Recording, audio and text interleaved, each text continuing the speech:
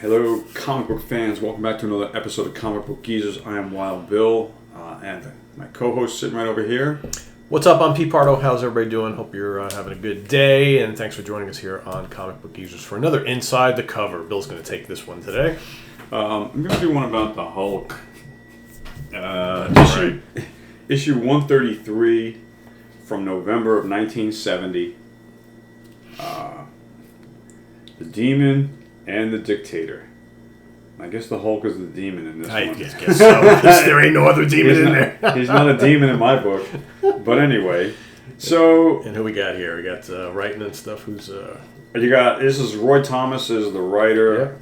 You got Herb Trimpe on art, and John Severin is the inker. Yeah.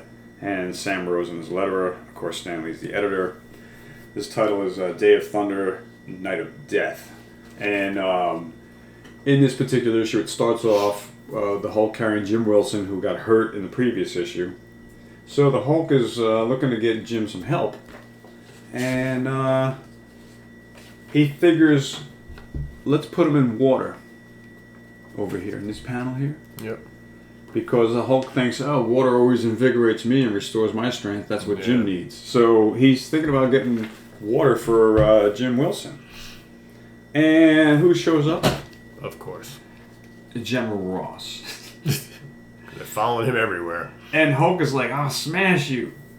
And then Jim Wilson comes out of his unconsciousness and saves General Ross by telling the Hulk to stop. Yeah. So the Hulk listens to Jim Wilson and spares General Ross. And General Ross explains to the Hulk that we want to help Jim Wilson. That's why I'm here. I'm not. And then Hulk's like, yeah, it's another trick because I see your helicopters up above. And he's like, well, they're here to extract Jim Wilson and bring him back to base so he can get medical attention. I'm not. This is not a trick. And Hulk's like, it's a trick. So Ross tells his troops, do not fire on the Hulk.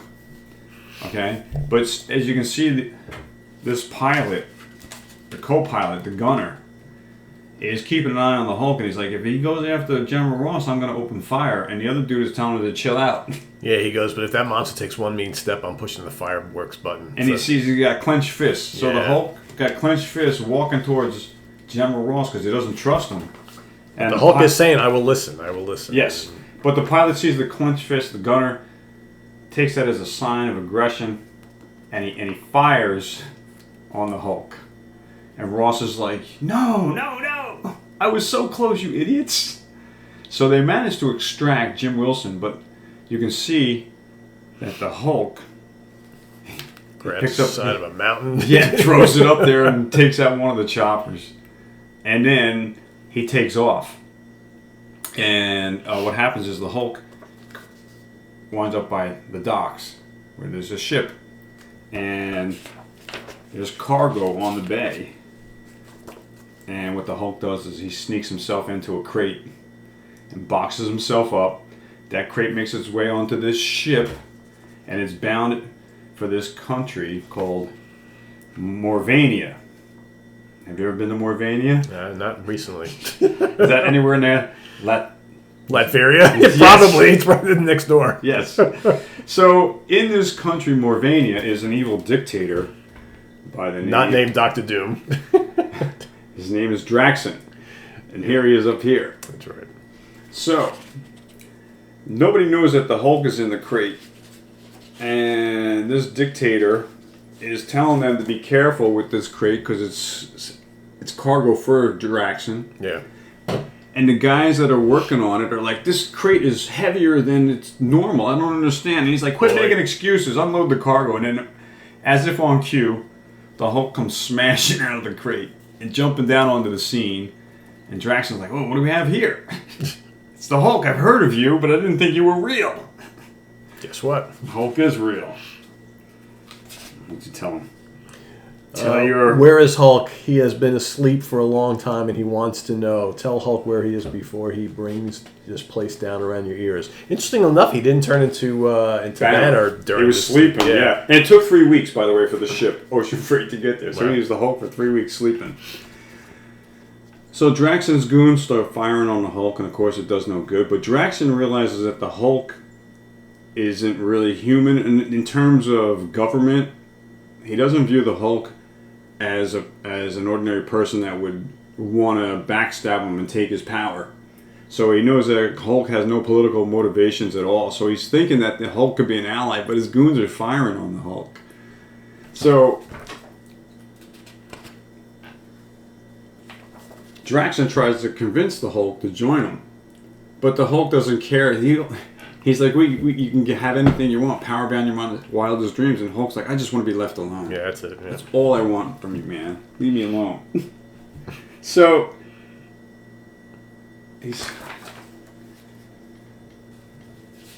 Hulk commands. No one commands the Hulk. No one. Smash the ground, ripple effect, earthquake ensues. So this guy over here is talking because he's like the #1 rebel leader against Draxon, and his wife's like, shut up, the spies are going to hear you. He's afraid of getting... She's afraid her husband's going to get caught by the spies and ratted out to the dictator because he's plotting a rebellion. And his daughter. Yeah, so he tells his daughter to go and play. He's got to go do his rebel work. So he's leaving the house and he tells his daughter she's in charge of taking care of mom. And then he's like, go ahead and run off and play now. But the troops for, I don't know, there's some tanks. And Anna says, don't be fat. Okay, sure. There's a scene where these tanks come riding by to go to the dictator's castle. I must have passed it. But that big splash page. Too. So where? I don't know. I haven't seen it.